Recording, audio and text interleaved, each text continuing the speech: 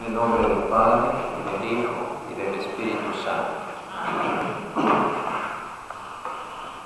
Padre Celestial, envía sobre nosotros tu Divino Espíritu para que cambie nuestro corazón por uno hecho a tu divina voluntad. Oh Espíritu Santísimo, ven y llénanos de tus dones, y haz que nuestras costumbres terrenales pasen a ser celestiales, y no queramos ni pretendamos otra cosa fuera de ti. Oh buen Jesús, envíanos tu Divino Espíritu para que ilumine nuestro entendimiento, a fin de que conozcamos siempre el camino de la verdad, y para que fortalezca nuestra débil voluntad para seguir. Amén.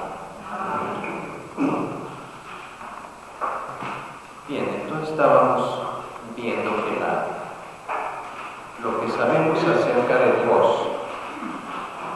y de todo lo que Dios ha revelado, lo sabemos por dos vías: la vía natural, podríamos decir la revelación natural, y por la revelación sobrenatural.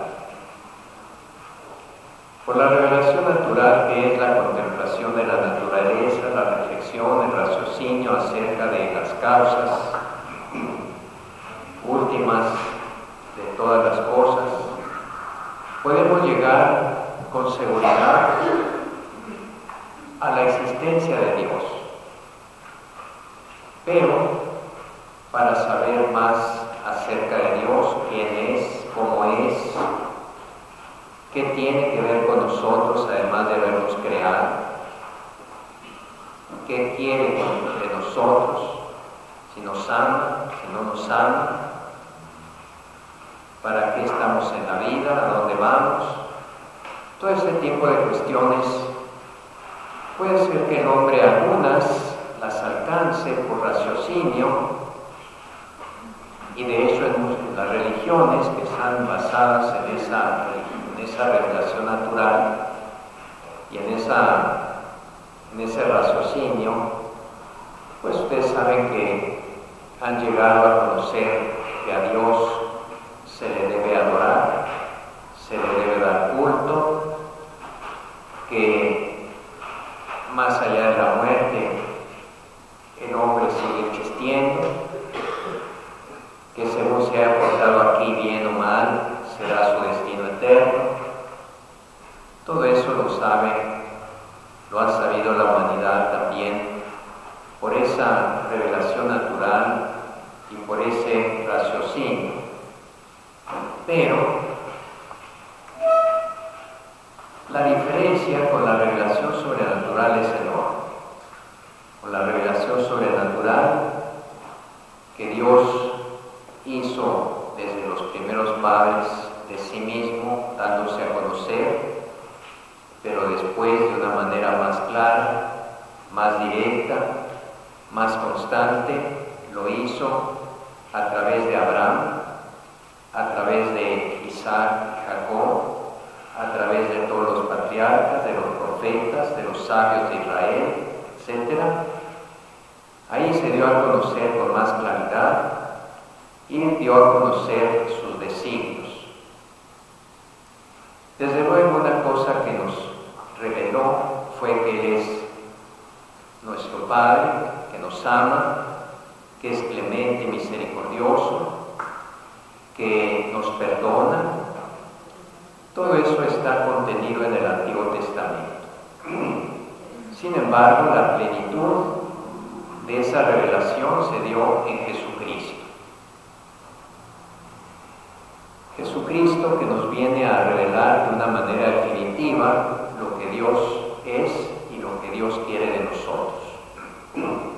Hoy vamos a ver cómo se transmite o se ha transmitido, cómo ha llegado hasta nosotros esa revelación, ese darse Dios a conocer su naturaleza, y su designio para el hombre.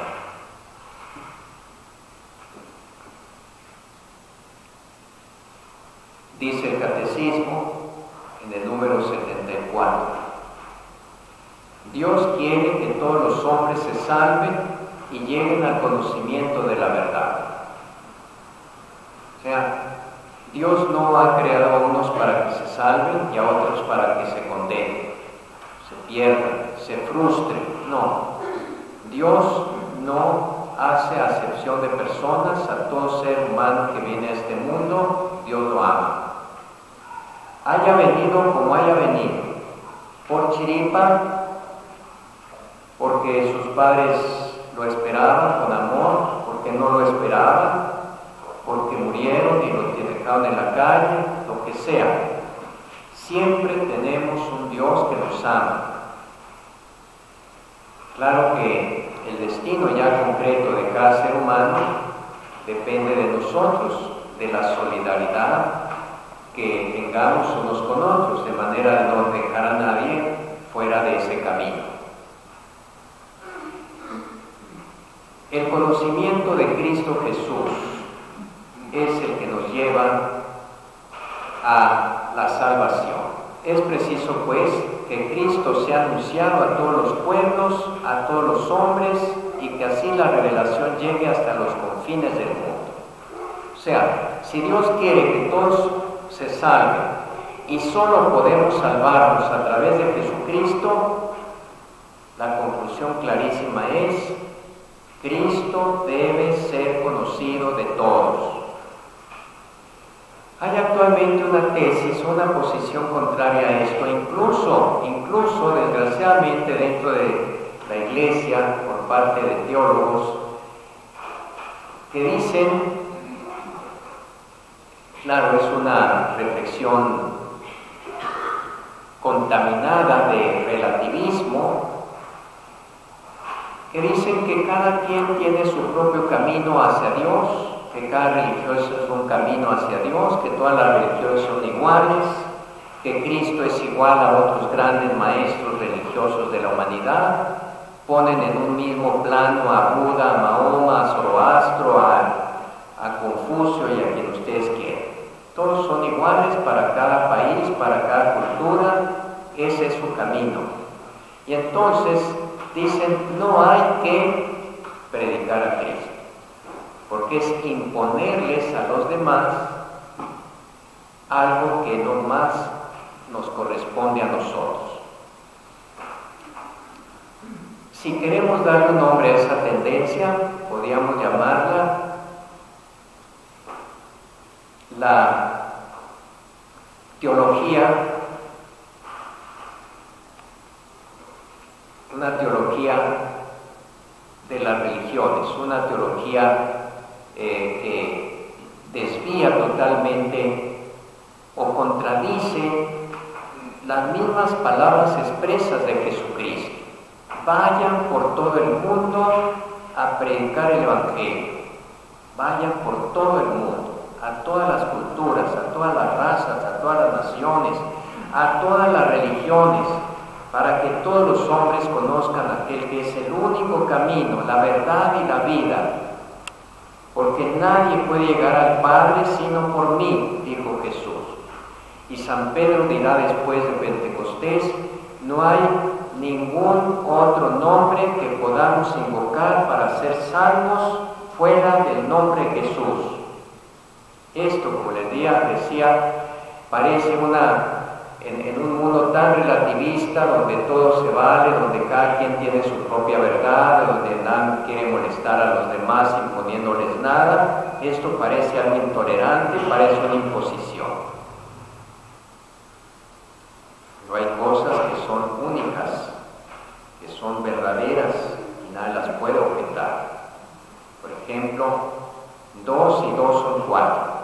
¿Por qué mi profesor me quiere imponer que 2 y 2 son 4 si yo quiero decir que son 5? Bueno, tú podrás decir que 2 y 2 son 5, pero 2 y 2 son 4. ¿Por qué dice que yo no puedo tomar petróleo en lugar de agua? Bueno, si quieres tomar petróleo. darte la cena. Hay cosas que son así y son así porque corresponden a la verdad de las cosas.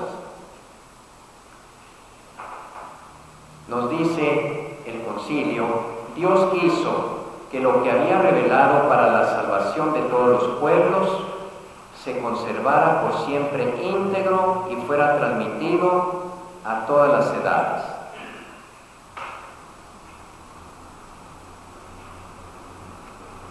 Hay dos maneras de transmisión de la revelación divina. De esa revelación que, como les digo, se dio en primer lugar a través del pueblo de Israel, desde su fundación por Abraham hasta Jesucristo. Y luego todo lo que Jesucristo, como palabra de Dios, nos reveló, y luego lo que, inspirados por Dios, enseñaron los apóstoles. Allí se cierra la revelación con el último apóstol, que fue, según se dice, San Juan.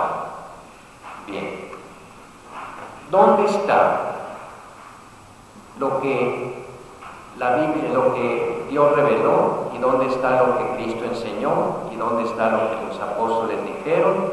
Está en dos fuentes que son como una sola: la tradición apostólica y los libros escritos revelados. De eso vamos a tratar ahora. ¿Qué es la tradición apostólica? Cristo nuestro Señor, plenitud de la revelación, el que llegó a la plenitud. Después de él, como dice San Juan de la Cruz, ya no hay que esperar ninguna otra palabra. Él nos dijo todo lo que necesitamos.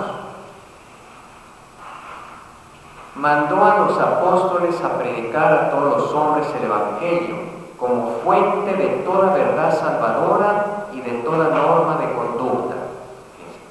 En la palabra de Cristo, que resume, que contiene todo lo revelado hasta entonces, se encuentra todo lo que necesitamos saber para salvarnos y todo lo que necesitamos hacer o evitar para salvarnos. O sea, lo que es la verdad en contra del error, lo que es el bien en contra del mal. Solo a la luz de Cristo sabemos qué es la verdad y qué es el bien.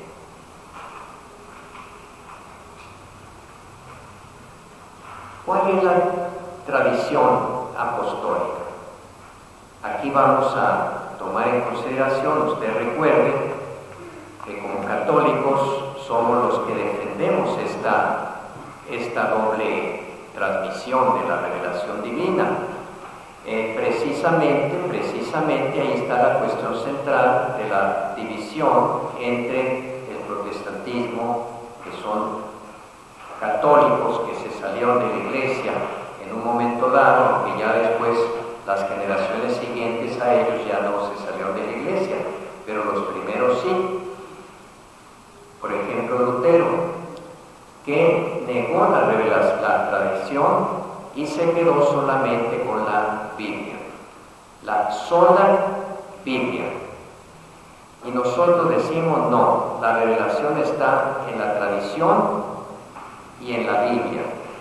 Pero la Biblia es muy fácil de entender qué es, puesto que es algo concreto. Pero no puedo hacer esto mismo con la tradición. ¿Dónde está la tradición para agarrarle? ¿No? ¿Dónde está la tradición? La tradición es la vida de la iglesia primitiva. Todos los cristianos que formaron la iglesia en el siglo I, comenzando con aquellos que escucharon de viva voz a Cristo, comenzando con los apóstoles, y luego los apóstoles, una vez que Cristo subió al cielo, lo que los apóstoles habían aprendido de Jesús y lo enseñaban, y además lo que Dios les inspiraba a ellos. Todo eso está representado por aquello que creían por cómo vivían, o sea, la fe y la moral, aquello que creían, las verdades que creían, que Cristo les enseñó, cómo vivían, de acuerdo con las enseñanzas y los ejemplos de la vida de Cristo, y instituciones, como por ejemplo el culto, cómo daban culto a Dios, por ejemplo, partiendo de la última cena, cómo adoraban a Cristo, cómo lo hacían presente, cómo lo recibían en la comunión. Otras instituciones, por ejemplo, la organización o la estructura de la iglesia, ya que había apóstoles, había obispos, había presbíteros, había diáconos. Todo eso que la iglesia primitiva había recibido de una manera oral y lo plasmaba en su fe, en su moral, en su culto. Eso es la tradición. Ahora bien, dentro de esa tradición, dentro de esa vida de la iglesia, algunos nada más, escribieron algo.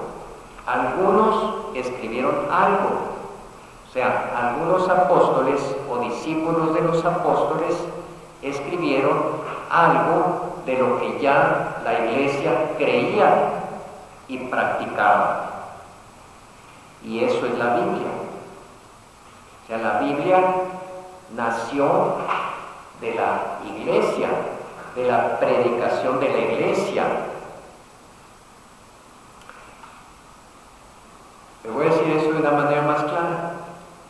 Los libros del Antiguo Testamento, del Nuevo Testamento, para no irnos al Antiguo, se fueron escribiendo poco a poco a través del siglo I.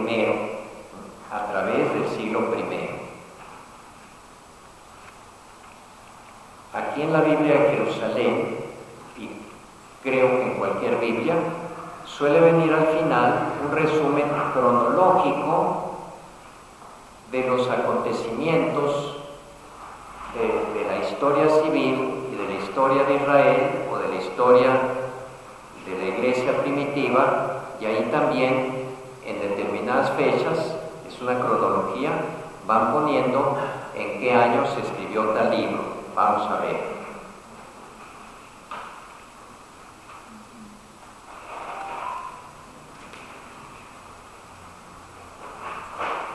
Miren, por ejemplo, aunque la fecha no es precisa, pero es muy cercana, el año 30 se supone que fue el año 30, y si no alguno muy pegado al año 30, el 7 de abril murió Jesús en la cruz. Sabemos que después de su muerte resucitó, subió al cielo, vino el Espíritu Santo sobre los apóstoles. El 34 fue el martirio de Esteban, fue la conversión de Pablo. El 44 fue el martirio de Santiago el Mayor, hermano de Juan. Del 46 al 48 fue el primer viaje misionero de Pablo. El 48 fue el concilio de Jerusalén. Y hasta el 50, fíjense bien, se escribió el primer evangelio escrito, que fue un evangelio que hoy no existe, el evangelio de Mateo en arameo. Y digo porque no existe, porque lo único que se conoce es un evangelio griego de Mateo. Eso fue el 50. El 51, Pablo escribió sus primeras cartas a los tesalonicenses, el 51. ¿Cuánto va después de la muerte de Cristo? 21 años. 21 años. El 57 escribió la carta a los Gálatas, a los Corintios y tal vez a los Filipenses y a los Romanos. El 58 se escribió la epístola de Santiago. El 62, Pablo escribió a los Colosenses, Efesios, Filemón, etc. Bien, ven, así se va poniendo la cronología. Ahora bien, supongamos que los cristianos, están platicando dos cristianos, dos católicos, en el año 58, 28 años después de la muerte de Cristo, ya cuando la iglesia estaba extendiéndose más y más, formando comunidades por todas partes en Asia Menor, y estos están platicando y uno le dice al otro, pues mira, como dice Marcos en su evangelio, y el otro se queda, son muy conocedores los dos, se queda pensando, oye, yo ese evangelio no lo conozco. Marcos, el evangelio de Marcos, que Marcos no es un discípulo que anda con San Pedro, sí, pues él escribió un evangelio, le dice el otro, y el otro le dice, pues no es cierto, no ha escrito ningún evangelio, y efectivamente no había escrito ningún evangelio todavía, porque eso lo escribió hasta el año 64, y estamos en el 58. O le hubiera dicho, como dice el Evangelio de Juan o el Apocalipsis,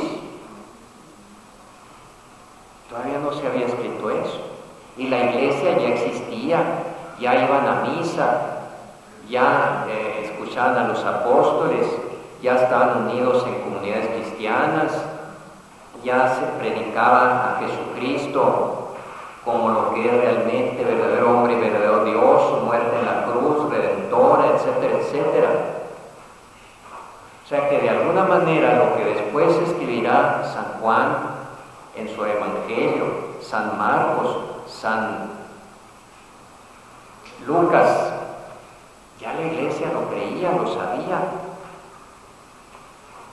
por la predicación de los apóstoles, por la predicación de Cristo, que los apóstoles siguieron repitiendo y repitiendo.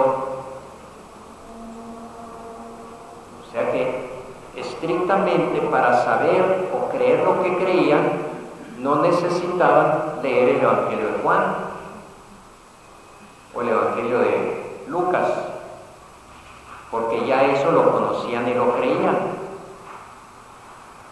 Claro, afortunadamente Dios inspiró a esos escritores para que escribieran lo que ya la iglesia creía y sabía, para que esa doctrina nos llegara con más claridad, porque no es lo mismo que se vaya transmitiendo de palabra a que quede fijada en un texto.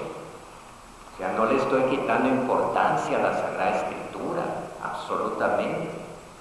Lo que estoy diciendo que antes de la Sagrada Escritura, la revelación estaba en la tradición, y la tradición era la vida, la fe, la práctica, el culto de la iglesia. En todo eso se tenía ya los conocimientos que después se plasmaron por escrito aquí y allá en algunos libros. El mismo San Juan dice, si todo lo que nos dijo Jesús y todo esto lo que hizo fuéramos a escribirlo, no acabaría. Los libros llenarían el mundo, que es un poquito exagerado. Y claro, él mismo dice, no se escribió todo.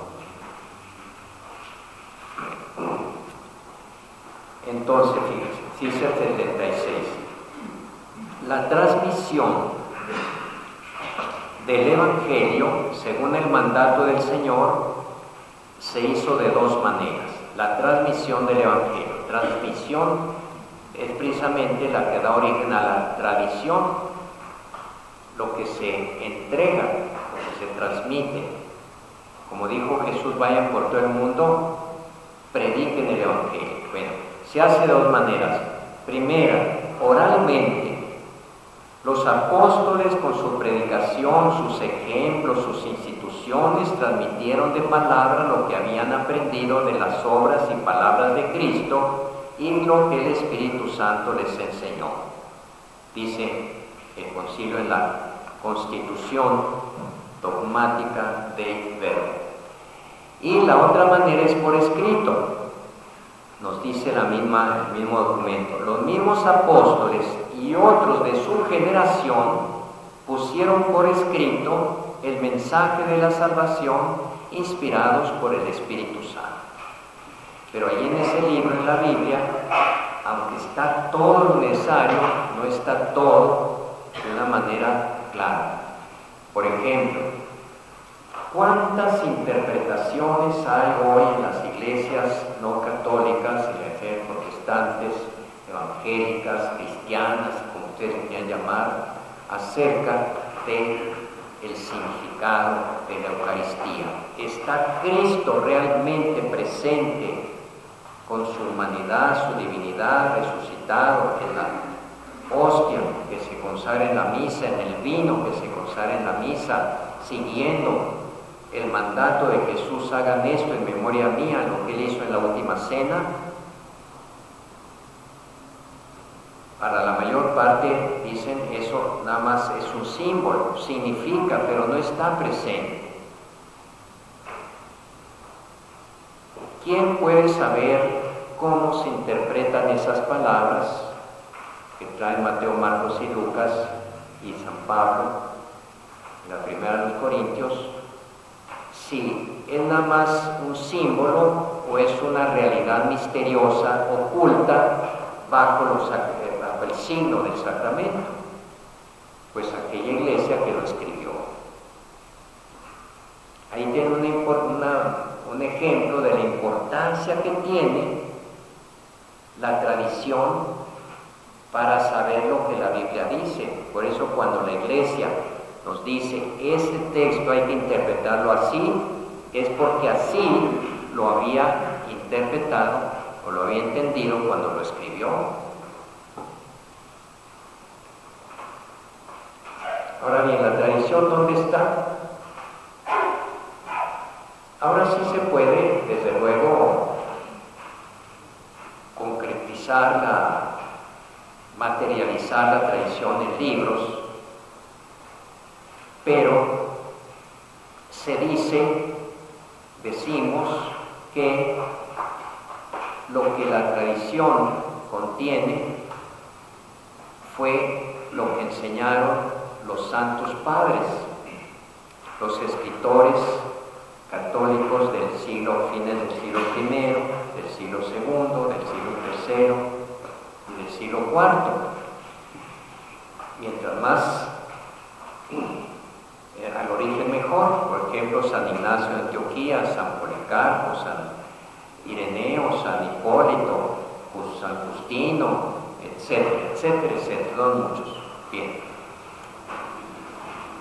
Ellos recogieron de los mismos apóstoles y transmitieron lo que los apóstoles enseñaban. Por ejemplo, San Ignacio fue discípulo de San Juan y San Policarpo fue un discípulo de San Ignacio. De manera que lo que ellos enseñaban acerca del verdadero sentido de la Eucaristía, de la organización de la Iglesia, como la menciona muy claramente San Ignacio de Antioquía, hablando de presbíteros, de obispos y presbíteros, lo que dice San Justino acerca de la misa, ya por el año 150, etc. Ellos son los testigos y los que nos transmiten la fe que tenía la Iglesia desde el siglo I al siglo II, al siglo III, al siglo IV. Esa tradición y esa Sagrada Escritura es lo que se llama el depósito de la fe. Es como un arca, como un cofre del tesoro, donde está contenida toda la revelación de Dios, que está en la tradición y está en la Escritura. Ahora viene un tercer elemento que es el magisterio de la Iglesia. ¿El magisterio qué es? Es la autoridad que Cristo les dio a los apóstoles para que enseñaran sin error lo que Él mismo nos había enseñado. ¿Y dónde está eso? Pues está cuando les dice a los apóstoles, como mi Padre me envió, así los envío yo. Cuando le dice a Pedro, tú eres Pedro y sobre esta piedra edificaré mi iglesia. Cuando le dice a Pedro, todo lo que yo he rogado por ti para que tu fe no desfallezca, y una vez recuperado, confirma en la fe a tus hermanos. El Espíritu Santo, Jesús les dijo, reciban el Espíritu Santo, a quienes ustedes perdonen los pecados, les quedan perdonados. Hay muchos textos, pues, en los cuales se ve con mucha claridad, no sé por qué algunos no la ven, que Jesús transmitió el poder que Él tenía de parte del Padre a sus apóstoles para enseñar correctamente lo que Él nos había enseñado. Entonces, ¿quién va a ser en adelante la encargada o el encargado de explicar correctamente, de conservar, de dirimir diferencias cuando surjan dificultades o herejías, es decir, negaciones de esa verdad? Pues aquella autoridad a la que Cristo dejó. Por tradición también conocemos algo muy importante, el canon de las Sagradas Escrituras. ¿Qué es el canon? Allá por el siglo, eso lo vamos a ver más adelantito, pero pues, me adelanto nada más por esto que les digo que conocemos por la tradición. En el siglo II había muchos evangelios, había como 20. Todavía ustedes han oído de repente que ven las noticias que se descubrió el evangelio de San Judas, que el evangelio de Felipe, que el evangelio de Santa María Magdalena, que el evangelio de Pedro. Y ustedes buscan en la Biblia, pues no están más que 4: Mateo, Marcos, Lucas y Juan. Hay 4 evangelios. ¿Y dónde está el evangelio de Felipe? El de María Magdalena, el de Judas, no está en la Biblia. Entonces la Biblia está mocha. No, ante esa confusión de no saber cuántos evangelios eran los que transmitían correctamente la verdad de Jesucristo, la Iglesia, a través de sus obispos, se reunió y fue descartando muchos evangelios que no eran inspirados y que estaban viciados, muchos de ellos, no todos, muchos de ellos, en una herejía que se llamaba el gnosticismo. Casi todos esos evangelios que ahora salen ahí en la televisión y que se descubrió un nuevo evangelio y que no sé cuánto, son de origen gnóstico.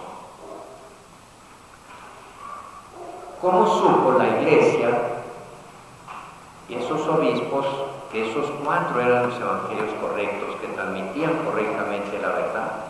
Pues por la tradición, porque así se había venido enseñando antes y antes y antes, por de generación en generación. Cuando un protestante hoy abre su Biblia, que la abre muy seguido, más que nosotros,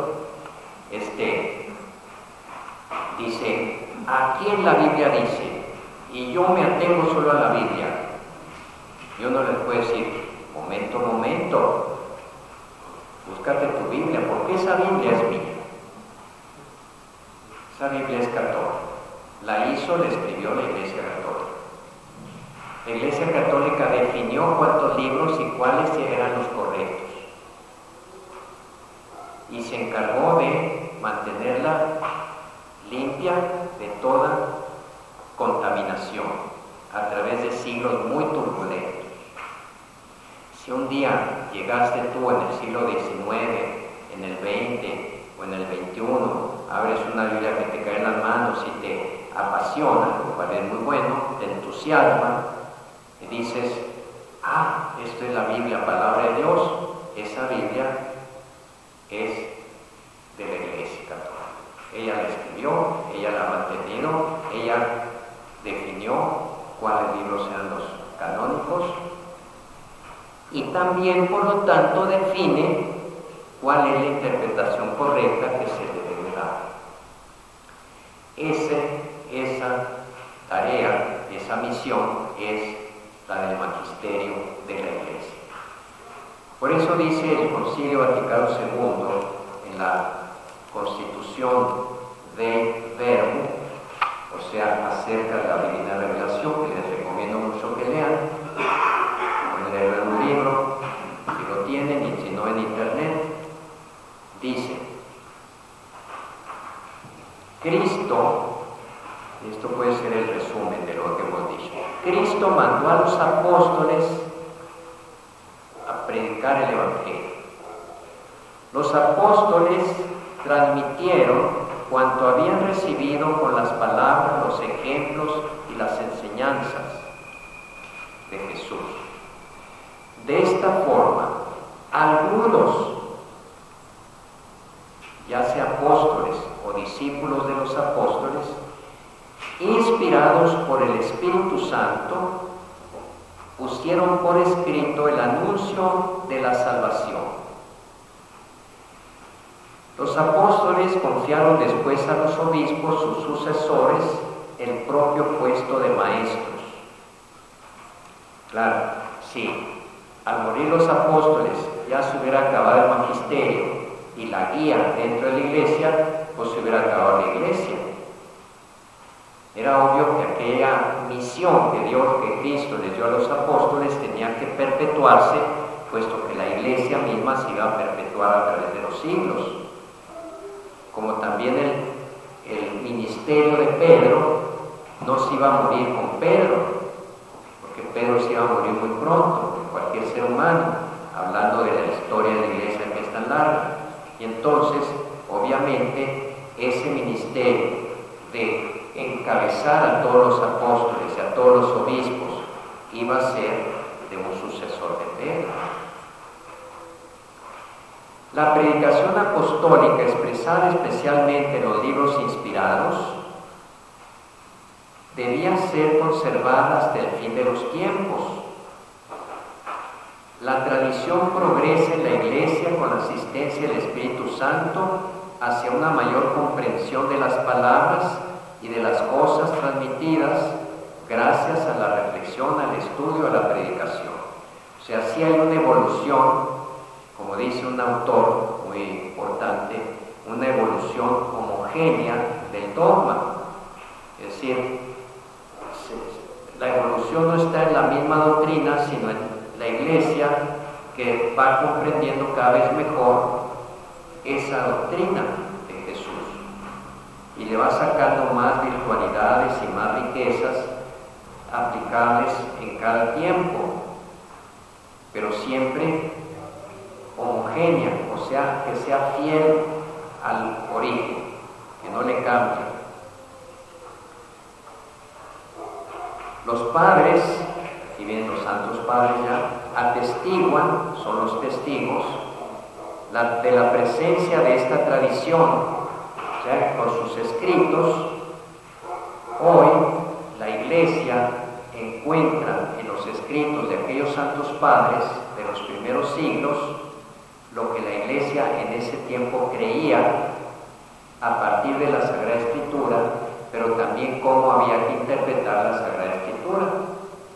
Esto es muy interesante porque muchos protestantes actualmente que se convierten a la Iglesia Católica tienen la idea que tienen todos los protestantes, de que el protestantismo actual es representante del cristianismo original,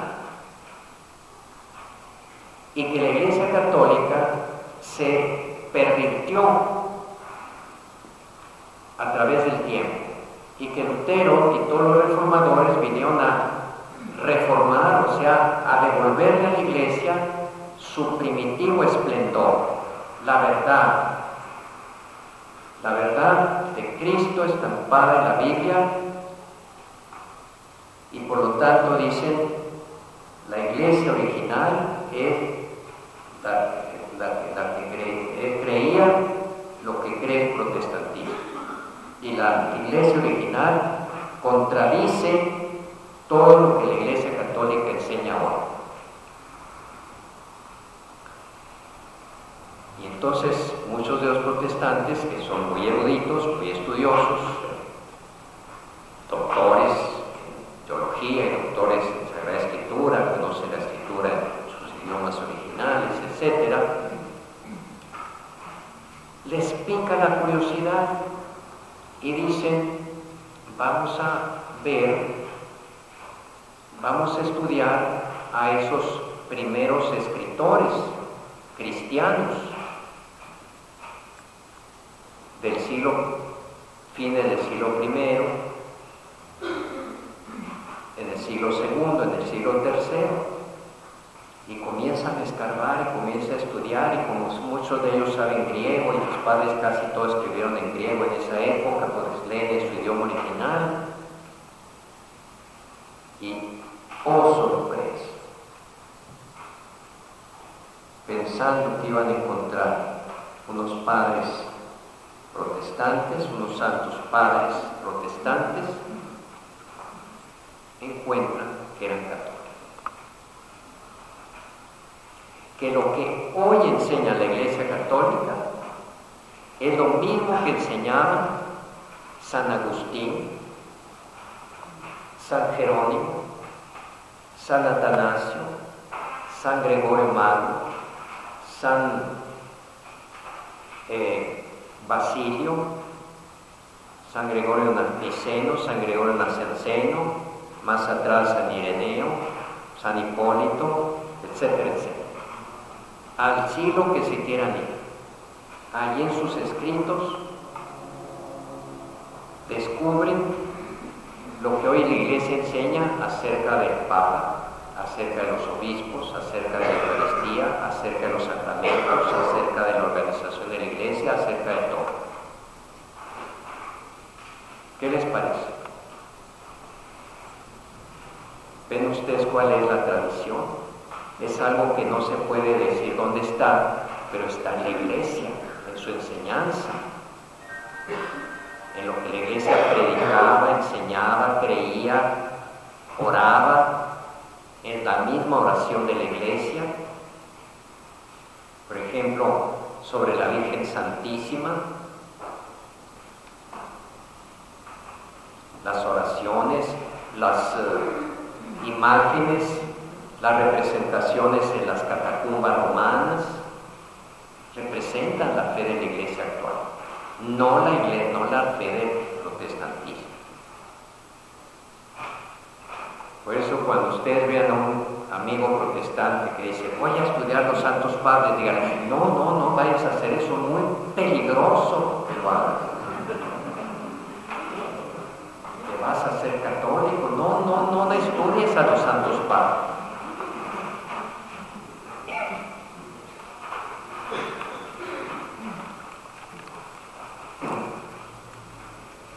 Tradición y escritura, dice el concilio, están unidas y se comunican entre sí por nacer de la misma fuente, o sea, la revelación divina, forman como una sola cosa y tienden al mismo fin. O sea, no hay nada que haya en la Biblia que contradiga a la tradición, nada que haya en la tradición que contradiga a la Biblia. Pero sí hay cosas en la Biblia que la tradición nos ayuda a entender mejor. O hay cosas que la Biblia puntualiza con más exactitud lo que dice la tradición. Se complementan mutuamente. Una y otra deben ser aceptadas con igual piedad y reverencia. en cuanto que la Iglesia no alcanza de la sola Sagrada Escritura su certeza sobre todas las cosas reveladas. Por ejemplo, ¿por qué nosotros celebramos el domingo y no el sábado si somos herederos de la revelación judía? Debemos celebrar el domingo como el día de descanso, día dedicado a Dios. Es una institución importantísima dentro del judaísmo, porque los apóstoles, en honor de la resurrección del Señor, que fue en domingo, dijeron: aquí comienza la vida. Entonces pasaron el sábado al domingo sin perder nada de la importancia del sábado, pero perfeccionando las razones por las que había que celebrar un día a la semana: la resurrección del Señor, la vida nueva. De manera que cuando un adventista del séptimo día, o sabatista, que les dicen también, les diga: no, es que el sábado es el que tenemos que celebrar, no el domingo. Mire, eso viene desde los apóstoles y está atestiguado por padres como, por ejemplo, San Ignacio de Antioquía y otros padres que hablan del domingo como el día de descanso, heredero del sábado judío.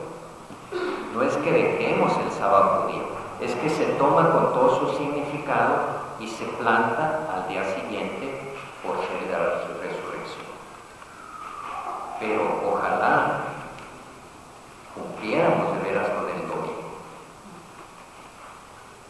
Tradición y escritura constituyen un único depósito sagrado de la palabra de Dios confiada a la Iglesia, y adhiriéndose a ese depósito, el pueblo de Dios persevera en la enseñanza de los apóstoles.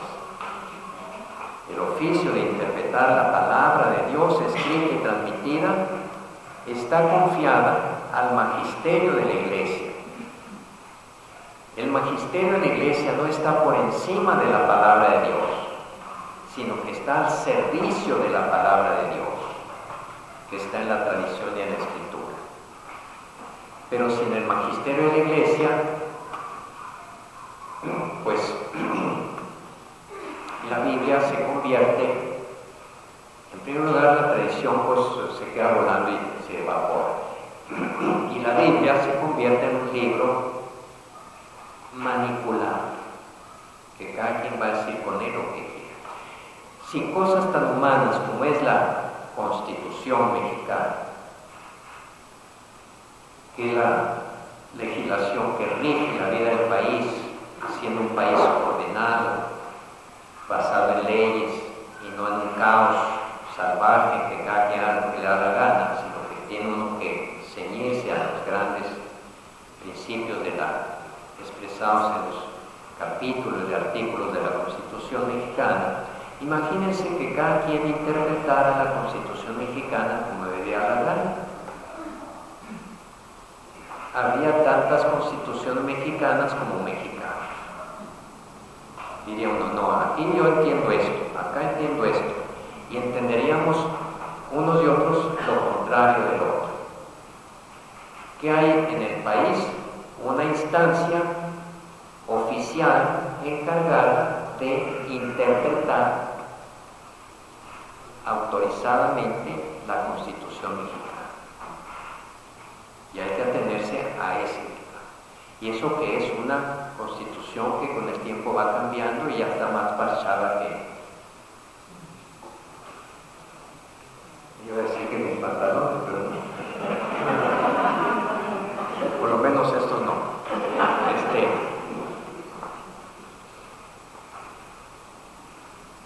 Es una cosa lógica, es una cosa racional. Y Jesús, Dios, pero también un hombre muy racional, muy lógico, dijo: si no pongo en mi iglesia una instancia, una autoridad encargada de velar por mi herencia doctrinal para que la conserve como debe ser y la interprete cuando hay dudas, etc., esto se va a volver un caos. ¿Y qué es lo que Cristo vio en ese caos? Pues lo siento mucho, vio el protestantismo. Cuando se niega la autoridad del Papa, cada cristiano se convierte en un Papa y acaba en una papa.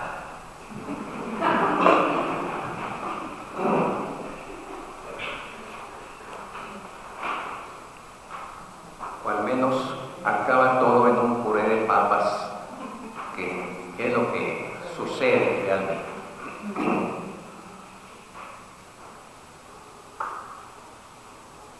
La Iglesia considera inspirados por Dios todos los libros canónicos y aun estando escritos por hombres, pero esa es la inspiración que luego vamos a ver. ¿Qué nos dice de todo esto el Catecismo? Para que el Evangelio se conservara siempre vivo y entero en la Iglesia, los apóstoles nombraron como sucesores, o nombraron sucesores, ¿verdad?, a los que luego se les llamó obispos, episcopos, que significa en griego inspectores o vigilantes, el que está atento a que la cosa se lleve bien. A esos sucesores de los apóstoles le llamaron episcopos, en español obispos.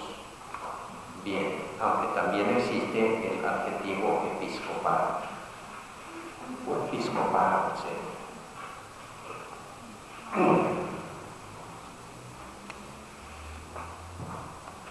dejándoles su cargo en el magisterio. ¿En qué se diferencia entonces los obispos, que ahora son como unos 5,000, de los apóstoles? Si los obispos tienen la misma autoridad de los apóstoles. Sí y no.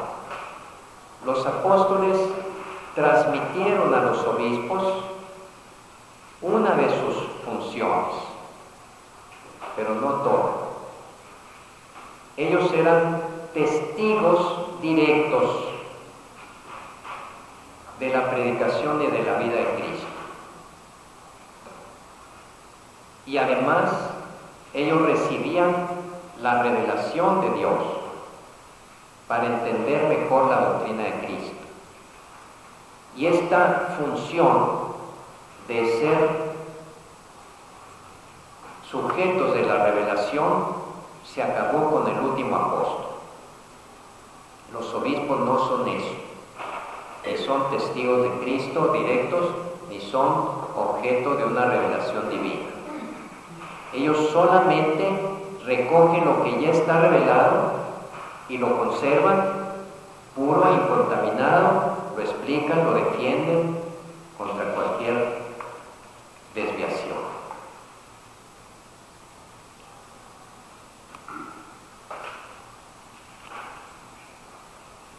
La predicación apostólica, expresada de un modo especial en los libros sagrados, se ha de conservar por transmisión continua hasta el fin de los tiempos.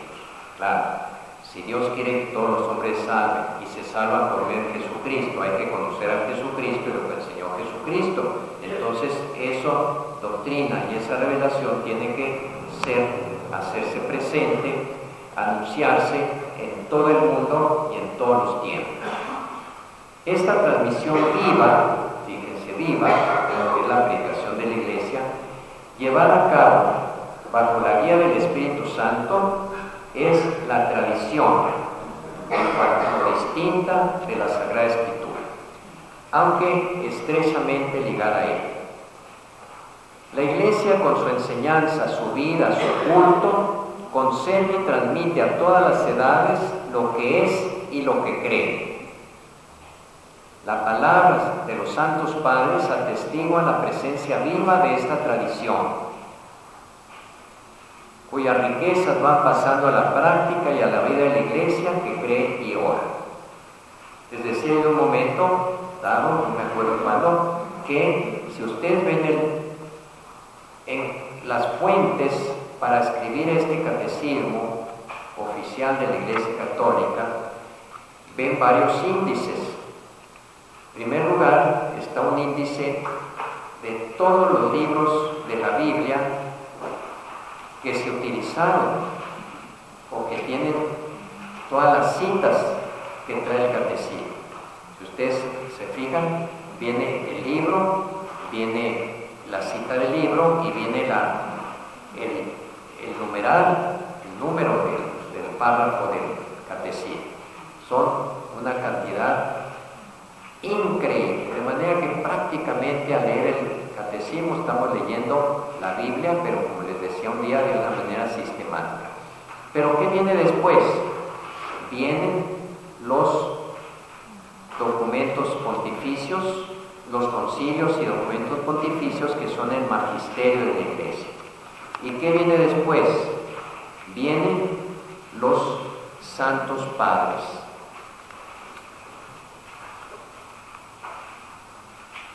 Vamos a ver cuáles santos padres vienen.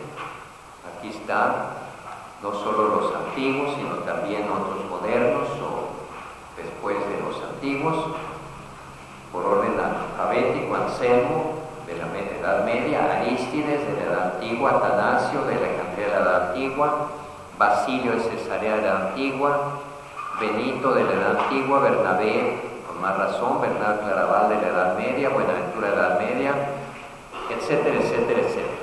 Ahí están todos esos santos padres y santos canonizados después, que se llaman, algunos de ellos, doctores de la Iglesia. Son los que mantienen viva, estable la tradición.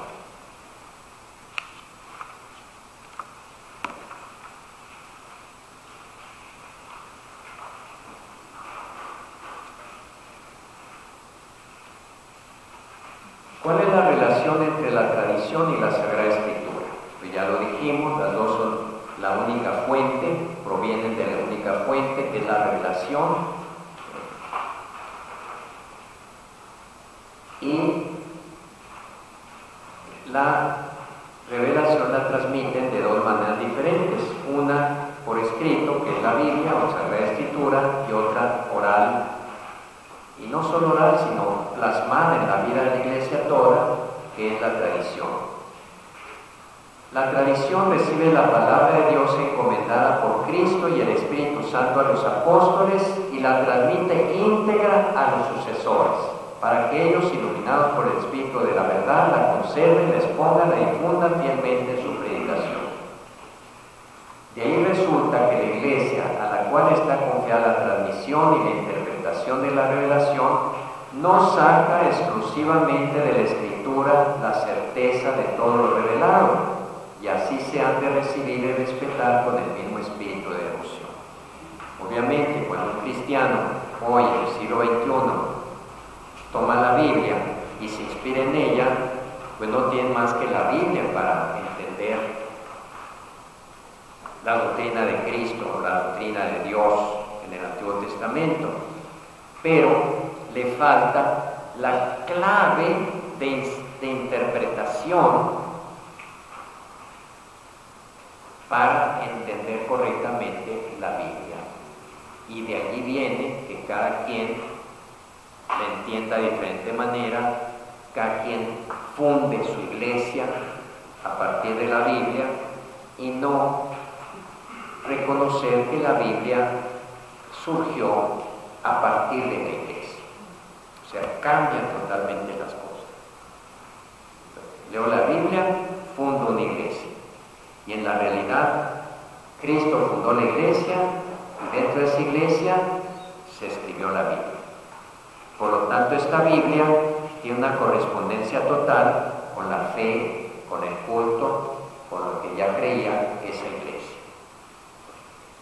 En resumen, para entender bien la Biblia hay que entenderla a la luz de la tradición, es decir, en la iglesia que les